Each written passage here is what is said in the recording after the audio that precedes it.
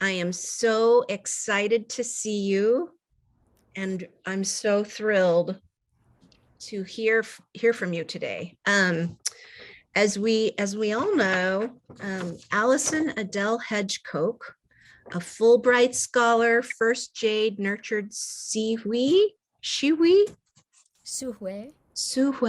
Suhui, female International Poetry Award recipient, recent Dan and Maggie Inouye. Yeah, that's good. Is that good? Distinguished Chair in Democratic Ideals. Oh my gosh. And recent U.S. Library of Congress Witterbiner Fellow. And AWP George Garrett Award recipient, has written, I'm going to say 18 books, but lots, 7 books of poetry, 1 book of nonfiction, 1 play, an illustrated compilation that I have here. Not a compilation, but an artist's artist poetry collaboration.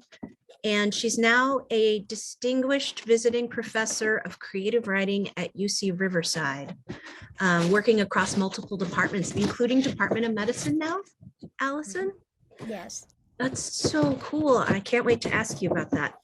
Um, Hedgecoke is the editor of 10 anthologies, and she has served and continues serving as an editor and guest editor for several magazines and journals, most recently World Literature Today. And this has been really active in Allison's world. Social media hashtag poem prompt for the pandemic and poem prompt for a day, I think it is, hosts hundreds of original prompts she has crafted as public outreach during the pandemic. So this is a wellspring for those who are looking for prompts. Career community service advocate and organizer, she most recently directed UCR Writers Week, the Along the Chaparral Project, and the Sandhill Crane Migration Retreat and Festival. So happy to have Allison Adelle Hedge here today for Cal State East Bay's Distinguished Visiting Writers Lunchtime Brunch Time talk this morning. I love that we're doing this at brunch time. This is super cool. Thank you. Yeah, thank you for having me. Oh, I know. Yeah. Thank Yes. you. We also are celebrating. I met Allison and had known this really important anthology called Sing, poetry from the Indigenous Americas, which is one of a kind. And I think right after Streaming came out, your poetry collection. And this has been one of the most important books for me personally. And I recommend it to everyone I know. This is Rock, Ghost, Willow, and Deer, A Story of Survival. That's Allison and her sister Pumpkin. Oh my gosh. And that book is really crucial and it's changed my life. And I've read it a few times, So I'm going to hand it over to you, but I wanted to just give you that public acknowledgement of really important work that I know and love. And look at this blue from Coffee House Press is just out, and I can't wait to get my paws on it. And yeah, Medicine for Nightmares bookstore in Mission District on 24th between Folsom and I should know. It's near Folsom. has 10 copies that came after my reading. And so if anybody needs a copy, call them. They'll probably ship it to you really quick because they're right there in the city. Or if you're in town, drop by its magnificent store. It is curated just impeccably. There's so much social justice work in there and so much environmental justice work in there and all sorts of voices in there. Just beautifully done. So I'm a big fan of the store. They also have a great performance space and live music a lot of times outside the door of the store on the street, which is super cool. So please do stop by. And yeah, the picture on the memoir actually has a reference within this poem. It's an assemblage poem, this book, and we'll get to that. But that photo was shot by my then sister's partner back in the day. This was in the 80s or in maybe 1980. Whereas we were at the corner of Turk and Hyde where her apartment was in the Tenderloin. And I was living with her at the time with an infant son.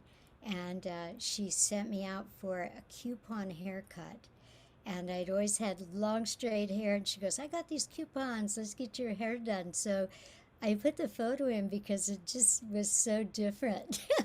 I threw on her bomber jacket, and I usually would even dress down more than that. And so for the photo, we had that going on. And I have a different view, and I'm not sure in the recording how this is going to come up, but it seems like my block isn't highlighted, and I'm not sure how to fix it on my end. I don't know if it matters, so just noting. But yeah, there's a Tenderloin reference in, lots of Bay Area references in. And all love to you, Trini. Thank you for inviting me. All love to the class. Thank you for all you're doing with your work during this season and throughout. So thank you for your involvement and participation in the field and in learning. Means a lot to me. I'm just going to read maybe 20 minutes or so, 25 minutes or so from the book, and then we can just do some talk. If I go over, you can wave your hand wildly at me, Trini. You know I will not be offended. So I'm going to start out. Here's the cover of the book, and the very bottom of the book has the universe, and then we move up through the ocean, and we come to a reef. And next to that reef, there is this side a spherical insert of the Erxus blue butterfly, which was the first butterfly known to be extinct by man in California.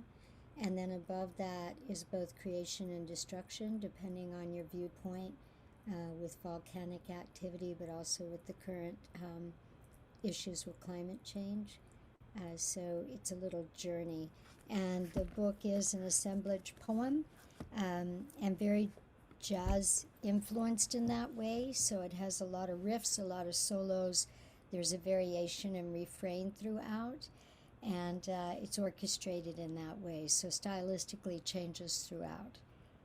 Once the world was gleaming, open.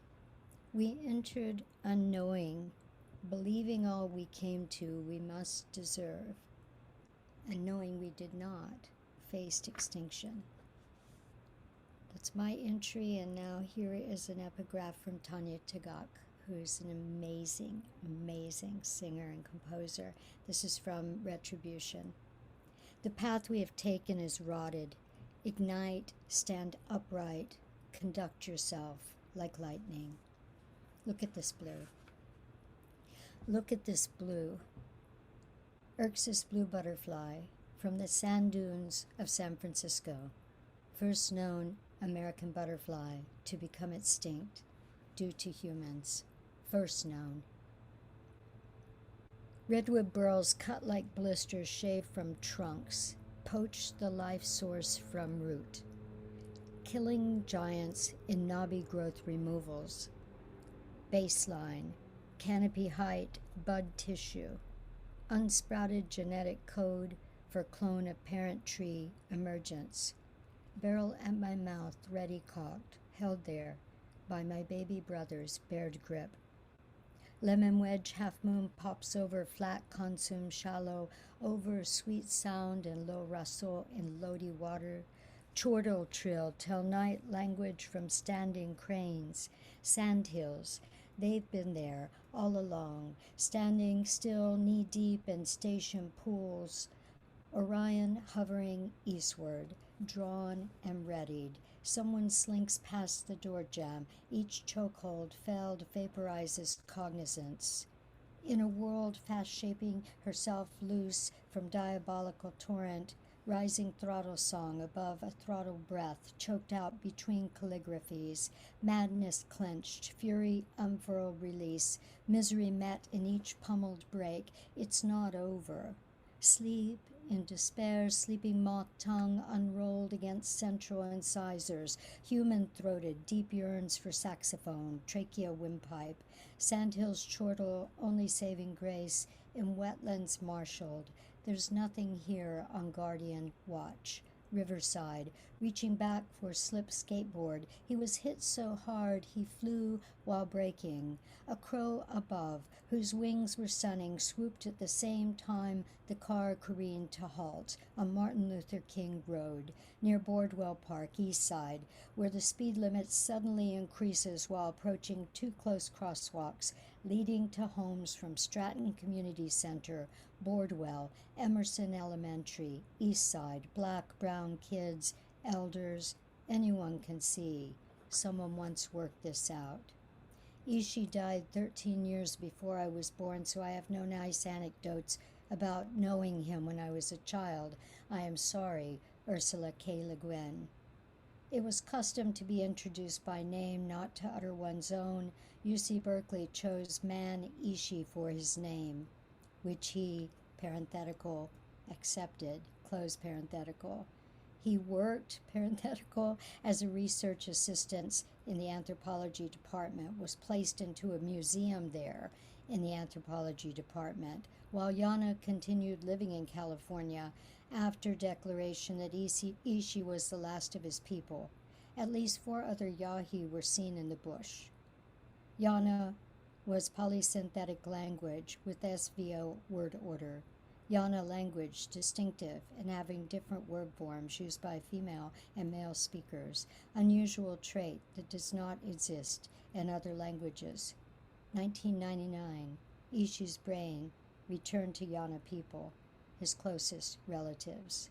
It's all going to burn, says the man accused of setting a holy fire.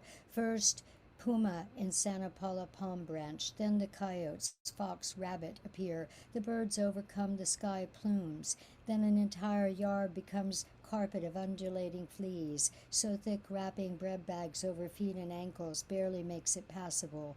Everything escapes heat from fire-stormed arson. 120,000 acres blanket fired, Los Padres National Forest and more, choking like the child they found, still hung here.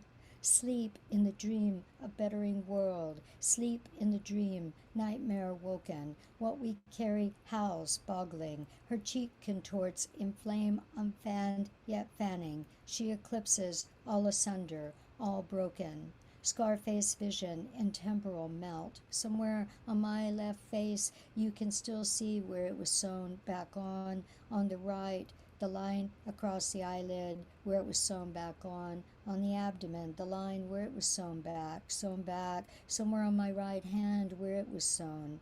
All the biopsies, removals, explorations, all the heres and theres were sewn, assaults were sewn. 1985, 1996, what we carry weeps. Wet-haired, her cheek contorts when sprayed by guard. For the first time she attempted, her neck ached. Meanwhile, a 3rd body is found in Baldwin Hills fire. More missing. Arson again. Someone is out there. Look at this blue. Palo Verdes blue from the Palo Verdes Peninsula. One of the best claims to being the world's rarest butterfly. First thought extinct by development. Rediscovered. The newly returned lays eggs on deerweed. Notice the patterning on underside of her wing. Child choked out at belt, at throat. She returned to me in dreams. Child choked out, belt at throat. She returned to me in dreams. Child choked out, belt at throat. She returned to me in dreams. Child choked out, belt at throat. She returned to me in dreams. Child choked out, belt at throat. She returned to me in dreams. Child choked out, belt at throat. She returned to me in dreams. Child choked out, belt at throat. She returned to me in dreams. Child choked out, belt at throat. Returned to me in dreams. They were only there seeking psychiatric help.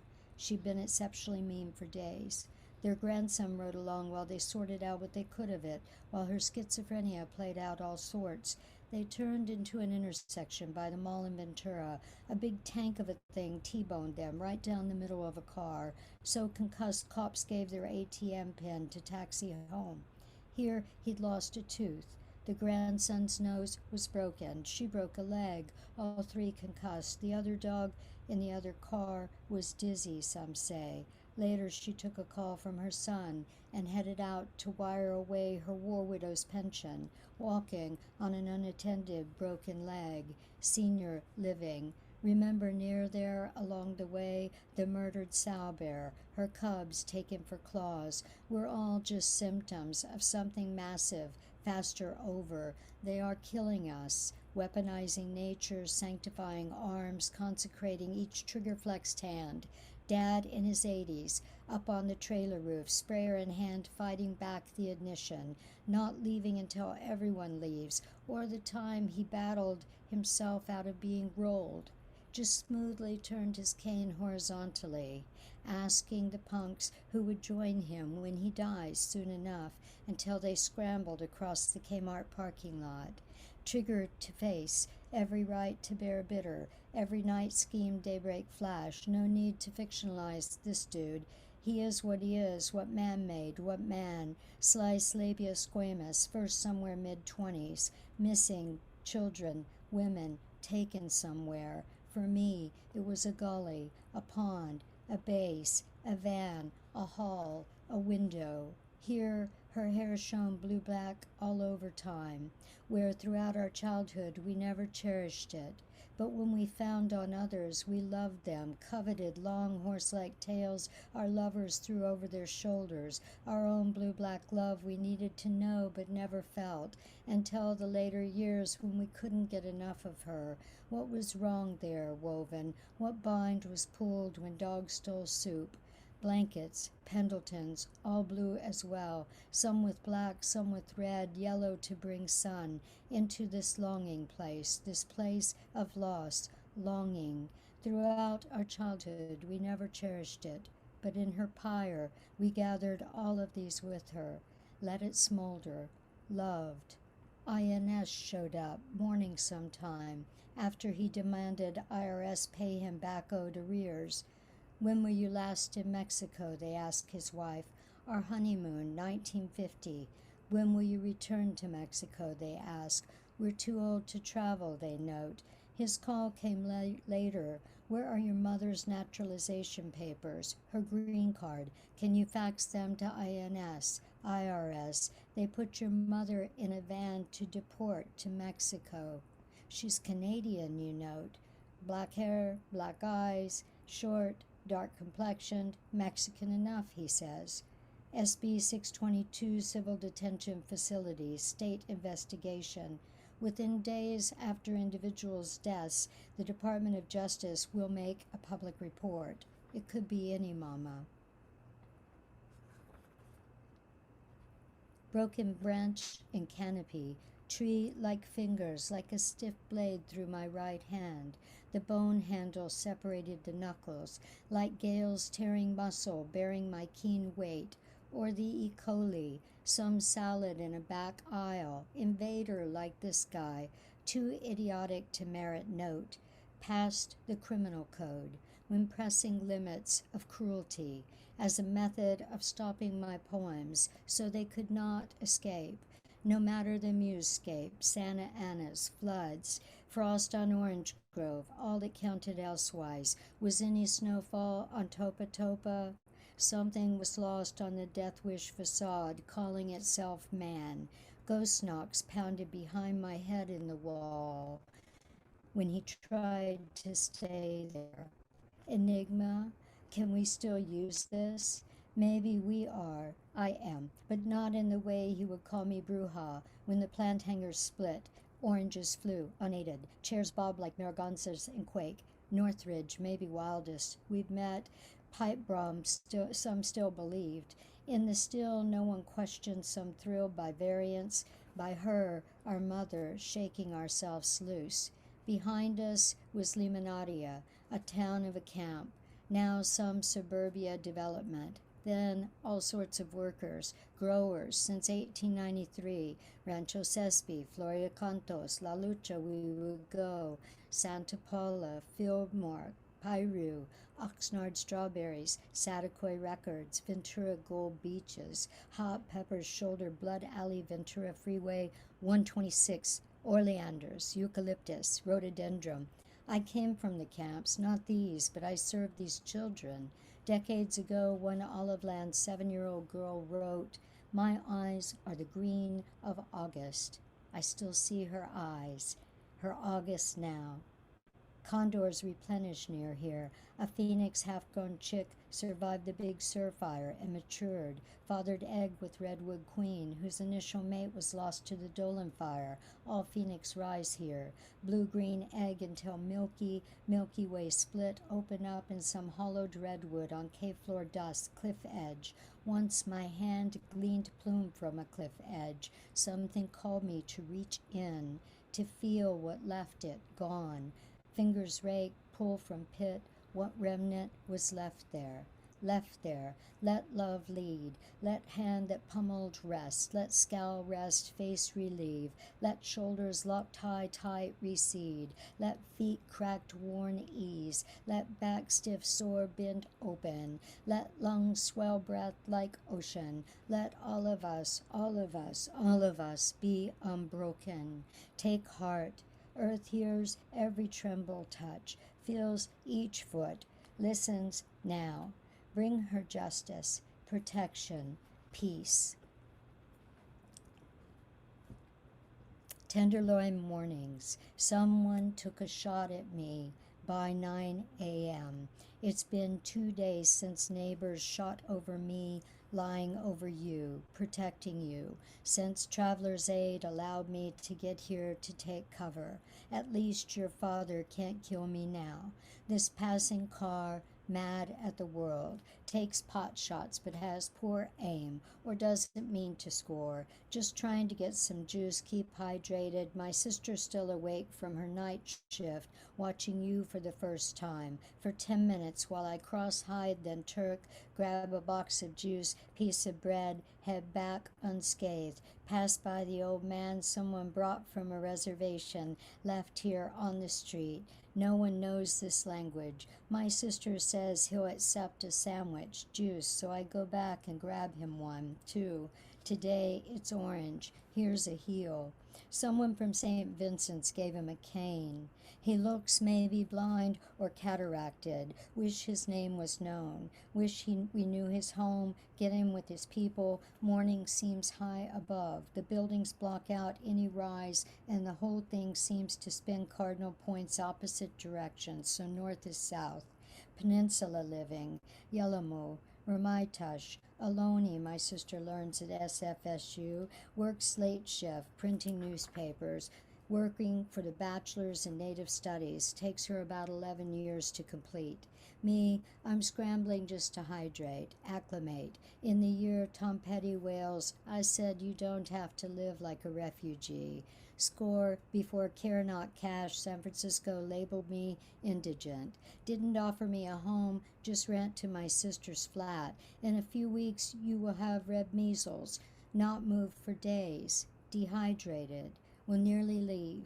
From me standing in line at St. Vincent's, with you wrapped tightly and sling alongside, for food, medicines, essentials we don't keep. The stream of morning over your face when you recover. We're 7th, 8th generation shirt tails, undeserving, unenrolled, unfit, undocumented, 2 gens from fluencies, heritage. But the Friendship House reps say we're welcome to sit in if we get over Oakland Way. This is before I could express myself, chin still positioned and ready, or chin down, ghosting into horizons you can't see here. My sister came here in the 70s, our mom and dad for their honeymoon after a blind date meeting in San Diego in the late 40s, last century, but you can still feel them here. Each time it's real, we call them, note the space, yes, we were there. Before any time passes, we realize other families don't have these homing knowns. My sister is embarrassed of me. I'm too backwards, too field laborer, too sharecropping, too fisher, too farmer, too backwoods. She mocks my handiwork, asks if I plan to sell my trinkets on the side of the road. Maybe leather work, I claim, and show her mine. She walks a block ahead of me, mocking me to her city friends, like we walked aisles over from our mom, who was deep in schizophrenia delusion, cruising through the aisles in Piggly Wiggly, but never mocking her, not once. Where does mocking come from? Raven cry, for my heart. Here the streets lined with fresh refugees, straggler homeless, cardboard boxmen, prostitutes, pimps, beautiful neighborhood people who teach me you can get a meal for $2 on this block, how to eat with chopsticks, which store gives you free bread if you don't have dollars. Lots of skins pass through, not alone. I think I'll take a break there.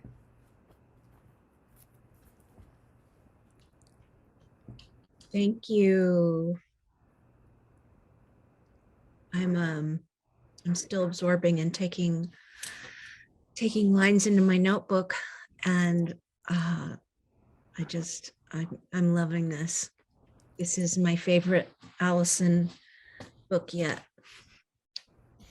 Thank you. Mm. Everybody, would you like to, let me turn the chat back on. Would you like to have a bit of conversation? And we can also ask Allison to read a little more if she'd like to, what are your thoughts? This is our time. William, yeah. Well, I have a question more about the publisher.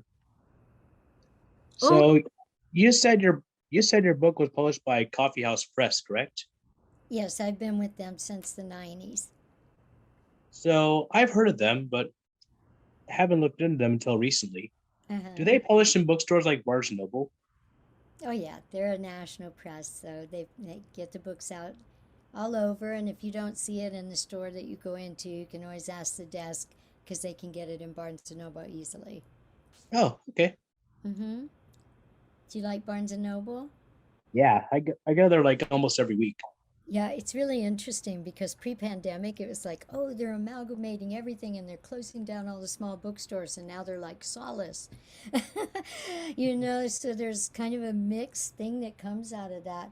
Like I was mentioning, the Medicine for Nightmares in the city, the curation's very careful and very particular in independent bookstores. And so the owners curate what they really want to offer the public. And with Barnes and Noble, you get like mass indicators from presses that sometimes are paying for space. Sometimes their advertising and such with them causes them to face books out on the shelf to premiere it. So this kind of explains to you why a book can come out as a New York Times bestseller, but it hasn't seen public view yet. Because it's already taken place behind the scenes as part of sort of the publishing industry machine, and how books are forward faced to become bestsellers before we ever see them. Hmm, interesting.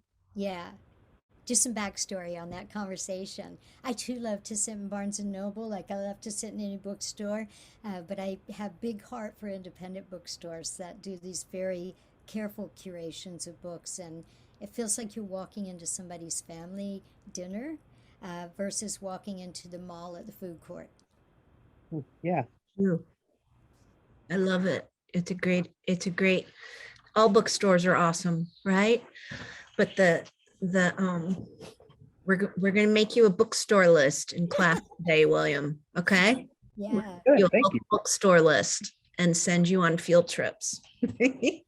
um, hey, Allison, can I ask a question about this manuscript in particular? But I think it's something that I've admired about your work for a long time, relating to moving between syntax and dictions of like disaster, family meltdown, ecological meltdown, cultural meltdown, and then always toggling back to like survival, resilience, right? And I'm still here. I'm writing about it. I have a voice, like that empowered movement that helps us like accept tragedy, right? And move forward and to do something with it. In this one, I was hearing some of the autobiographical material in the third person, the she. Oh, the she was actually my mother. So it is autobiographical, but I'm Okay. in a position with the she. But I have used, this would be fun for the class, I think. Um, uh, as you might have guessed, I'm prone to long pieces, although I do write short ones. I've written very short ones. It's a natural form for me, the long, and some of my long poems stay within form throughout for pages and pages and pages, and others have more jazz influence depending. When I was in school, in undergrad, um, I came into class not feeling comfortable with people knowing something autobiographical was about me, but compelled to do the piece. And I come from music, so I think in music first, and the words follow at some point in time. And when they do, then I'm compelled to write. And up until then, I just walk around with the music in my head trying to figure out what it's indicating to me. So often there's an orchestration, not all jazz, this book was. In The Year of the Rat, it was not jazz influenced in that way, but did have different types of classical and blues music running throughout and juxtaposed, which is kind of a fun juxtaposition that was happening for me. And I walked around with it for a year. It knowing it had to do with me and my kids getting bubonic plague when they were very young, and knowing that I wanted to write that, but I had no idea the entry or how the poem would happen. And then one day it was just there, and I literally wrote an 18-page poem in about 45 minutes. And I was in a little summer break thing, and I turned it in for the summer requirement. And Anselm Hollow was doing a summer session, and he said, like etched in stone, I wouldn't change a word. And he gave me an A plus. He had never given a student an A plus to anyone's memory in that program, and had never written anything like that on there, so I didn't change anything. I just thought, okay, if he said don't change it, sometimes you have to listen to your Yeah. workshop people, the host of it especially, because they're publishing, they're editing, they know their stuff, and so I did it. I just left it, which is a rarity for me. I over edit everything, and what happened for me in the writing of that, the process of it, I think will be interesting for the students, because before that, I always referred to myself in third person, always in personal divulgences, just as a measure of privacy, and also fear of judgment and other things. And in this case, the whole poem is in third person until you're in the hospital, where you have to reclaim your own body because you've left it, and they're reviving you with all kinds of medications and heart massage and such. And in the reclamation of the body, the I voice came in automatically. It wasn't something I preconceived. It was, I have been floating all above this room. And I was like, okay, now we're in the I. And then so the I is occupied for the last couple of pages of the poem. And it's been performed stage, used as a libretto. It's been used as a dance poem with music. It's been used all kinds of ways. And in each iteration, when the I occupies, the audience is always still stunned, even though we have a player playing that role. The player switches at that point to some degree. There are some changes in the character when it's re-inhabited. And even staged, people are surprised by the I coming in and the narration stopping and then the I voice beginning. But it allowed me from that day forward to occupy I. I'm still very uncomfortable with the I voice being standard protagonist. This poem speaks to everything I think in the world. It feels disingenuous to me, and I've been bothered very heavily by translations of cultures that use the I voice that it doesn't exist in traditionally, like classical Chinese works or works from the Americas, where the I voice is introduced by Western European translators. And that's really a Western European thing, this I voice, and it's bled through to where they have occupied in current cultures, but it is not traditional to the other lands and the ways of speaking in original languages from there. And so I still struggle with the I voice. So uh, uh, Professor Dalton catching this and noting it is probably also due to her familiarity with my other work, where I do go to third person for myself consistently. But in this particular case, that she was my mother, who suffered schizophrenia for decades. Yeah, in that case. Although we suffered it as well, being next to her. There's some passing off of that. Gosh. Yeah, Yeah, thank you that's for a that. long-winded answer. I'm sorry. It's a really important answer. Thank you. Um, yeah, I was thinking about um, the idea of weaponizing nature, I think is a line in there. Um, and the manuscript beginning with extinction, right? Like really going off a precipice instantly.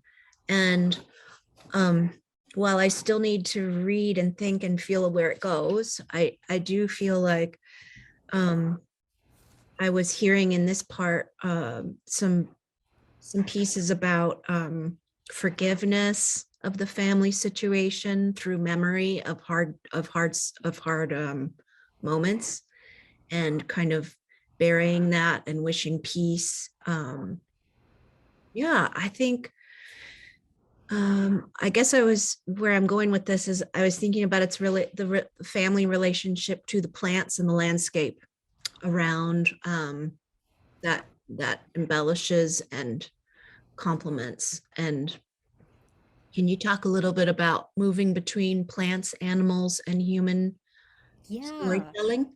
absolutely. And I'll note that in the book that there it starts to list extincted and delisted, at risk, rare plants, animals, and such in California. It is a love letter and an indictment of California. It's both, because when you really love someone or something, you hold it accountable.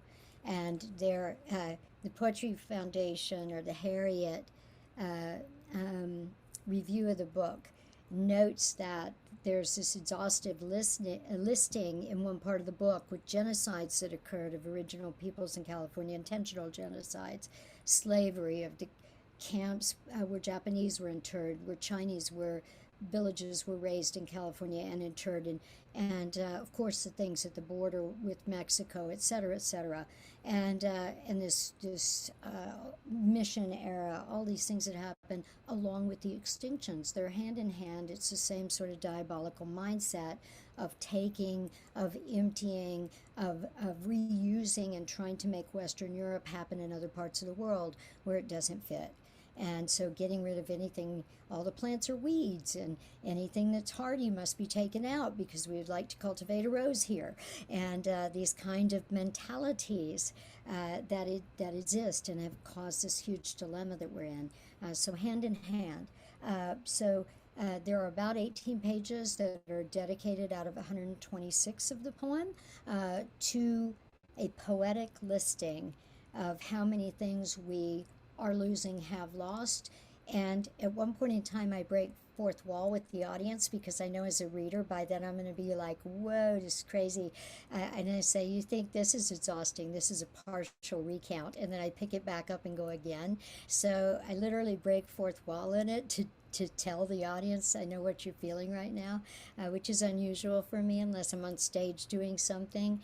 So that was fun. And when I saw that I did that later, I was like, okay, I was thinking that way when I wrote this whole book in 48 hours, Oh, literally. okay. Without sleep, without eating, drinking tons of coffee, but Yeah. it had been working on me since 1980, parts of it. And so the book had been happening within me for 42 years, or 40 when I wrote it. And originally drafted it and sent it off, and then in press for a little over 2 years.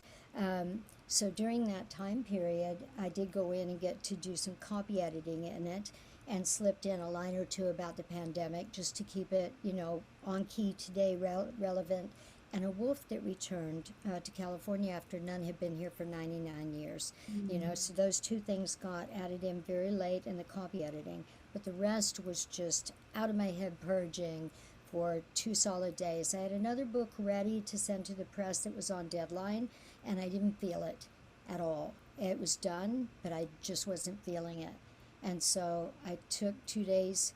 I landed in Montenegro. My host was going to be out of the country for a weekend, and I used her apartment and just purged the book and sent it off.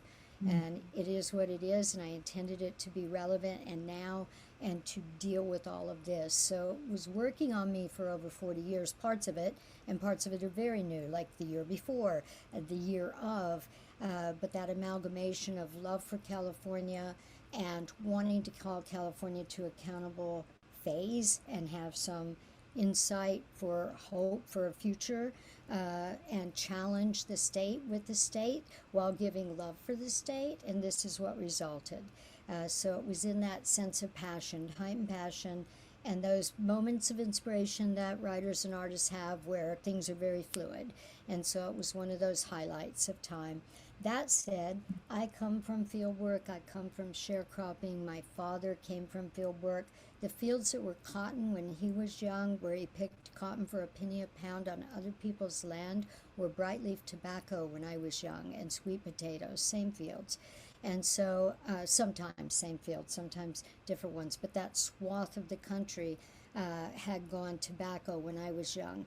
And I did former field worker retraining in California when I moved to California and took on a different life.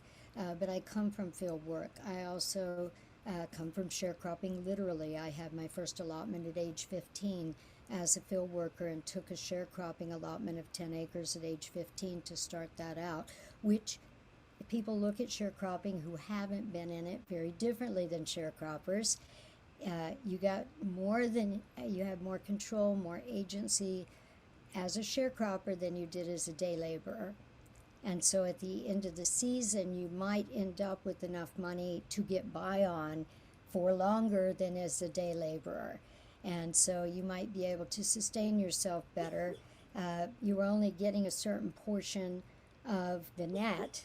The owner was getting all the big bucks, but you were getting more than the day labor, and you had control over your day as the sharecropper because the day laborers were working with you then, not with them. And so you also got to treat people better instead of being treated badly by the overseers that the owners would put out. And so just for a lot of reasons, sharecropping had advantages. I still lived in a one-room shack that was tar paper with no running water. So it was that, but it was better than day labor. So I have very intimate relationship with plants, very intimate relationship with walks of life that entail living in nature. We were subsistence living. We fished, we ate rabbit, we ate squirrel, whatever, deer if we could have deer, just whatever was involved in the season, or we were vegetarian a good part of the year when it was not hunting season. There was also that, or just eating fish as a meat. So very close, intimate relationship, very much into reciprocity with nature and not taking more than you need, and doing something to nurture beyond what your take would be, et cetera, et cetera. I also eventually ended up with an additional 7 acres that was untilled at the time and had not been used, but was open. It was a playa area, and I had an organic garden, and I literally drove 3 hours to sell my organic food to health food stores, and was doing that in the 70s, in my teens. and my stuff looked way better than the recent people that came from the city who were very hippie still in those days. They're older than me, but they were like the 60s crew, you know, and but their food looked just pitiful. It was all full of stuff, and I created all these onion and garlic sprays and would spray everything down with them, and my food was really rich because I knew how to do traditional original people's intercropping, and so I was planting things so the plants were feeding each other. So my stuff was great. I made everybody jealous, which was fun. Yeah, so I know with this about you. yeah, so it's very intimate relationship. So I am literally uh, just so hurt by things that are destroyed unnecessarily. And my father came from the same background, and yet after World War II got a GI Bill and wanted to go into medicine because his mother was a root doctor and midwife, and he thought he would follow in her footsteps but learn Western medicine and get a degree and do it. And he got in this program and was studying, and it was all about selling pharmaceuticals and seeing people for like 10 minutes, and he just couldn't deal with it, so he dropped out and he became an analytical chemist on the chemistry bachelor's that he cobbled together, Bachelor of Arts in Chemistry, on the GI Bill, and went into environmental chemistry like way back in the day when it was a brand new thing. And so we also were raised talking about climate change, and he would tell you very traditional stories, and then he would tell you all the scientific jargon that went with it. So we get stories about why a tree was losing leaves and how it had been abused and all of these things in its family and its partnership.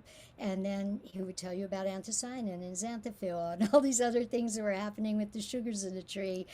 So we got like both sides of things as kids. We had lab coats for house coats that he would bring home when people discarded them. And so we were like really backwards with kids with lab coats. Isn't that hysterical? So Good. that was childhood, yeah. And somebody wrote, is her sister named Pumpkin? Yes, that was her given name in our family, Pumpkin. My dad called her Pumpkinhead. She didn't like it, so publicly I say Pumpkin. But she had a big round pie face, and he called her Pumpkin. Her actual on paper given name is different, but we all call her Pumpkin to this day. Yeah, Hope I she's talked doing way too well. much. I went Oh, all over the place you there. know You what? guys, I hope you're forgiving and don't just Yeah, it's so give me a fun. hard time. There's a hand up. Okay, let's get that hand up. Mhm. Yes, I don't know if we have time, but there is a intense repetition that you have in the story, and you said child choked out, Yeah. and I think you said belted, and then you see her in your dreams. Can you elaborate on that interpretation? Yeah, so they found a child in one of the fires who had been choked, but they thought she had been burned in the fire, but she had actually been killed by somebody. Mm, And or was a victim of the game that kids play where they choke themselves and died. And who knows, because other kids might abandon somebody doing that, or who knows, on dares and challenges with kids, risky kids. And when we were kids, the first time I attempted suicide that had a lasting effect, I was 7. I have made attempts before, but very clumsy ones. But at 7, I made a good legitimate attempt and not as clumsy, and it was the same thing. It was a choking attempt, and it did have some lasting residual effect. And it was the first time that there was an intervention, so at age 7. And I think a lot of kids who are in, like my mother's schizophrenia, poverty, other things we were in, there's a high propensity for kids to act out on themselves because it's the only thing they have control over. Really, they don't really have control over the other things happening, So it's turned in, and I come from that, and so recognizing this kid found there was very personal, and the dreams kept repeating. So for each repetitive dream, there's a different line. So yeah, so hence the repetition. Also coming from music, I hear it in different ways. Yeah, thanks for asking. thank you for sharing that, and thank you for sharing your story, that part. Thank you.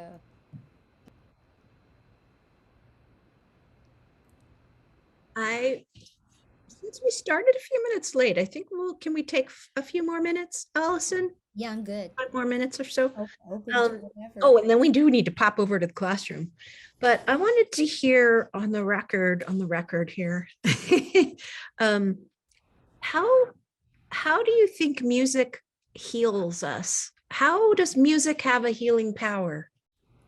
Yeah, this brings us into that School of Medicine hire, which actually, uh, when I came to UCR for the core faculty, within a year they developed a medical humanities for the medical students to have a choice of minor in, and I came in during that discussion and was actually the cluster hire came in on was actually set up through Performing Arts and School of Medicine and had other leanings, people that could teach a class in uh, some sort of indigenous studies in any field.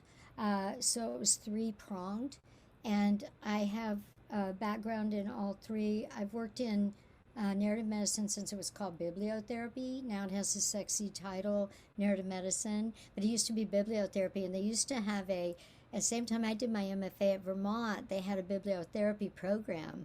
And I audited over there because I was working in clinics in juvenile justice. And so I set in on theirs. Yeah, so there's a background of Vermont College here as well. But also in reciprocity, my mother being schizophrenic, I went to work in mental hospitals, state hospitals a lot, and worked with criminally insane people, serial killers, worked with people with schizophrenia, Alzheimer's, drug addicts, you name it. I worked in that. As well as juvenile justice and cancer clinics, etc.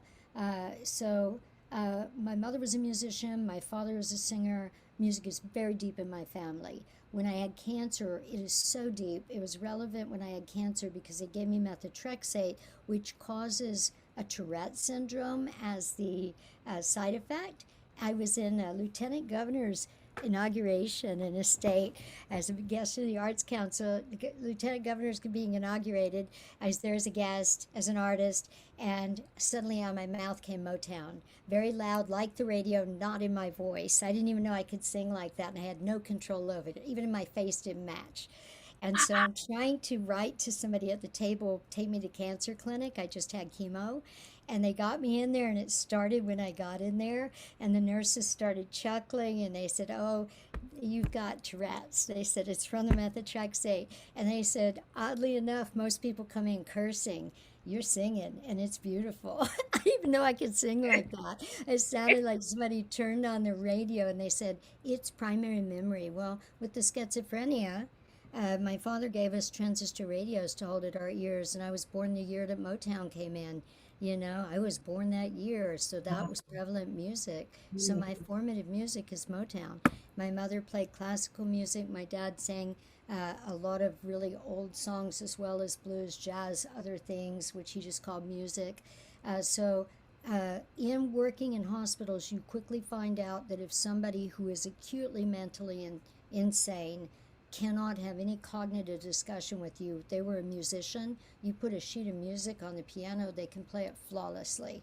Even in deep delusion, while in delusion, the music comes through and it brings them back into a room oftentimes and gives them presence in the room. Music has a very deep thrum that plays upon our symptoms, neurological symptoms, physiological being. That infiltrates us in a way and starts to motivate different things that happen within us, whether it's breath, heartbeat, the way the blood is running through the body. It can lower the blood flow, the pressure, it can raise it. There's all kinds of things music does with us.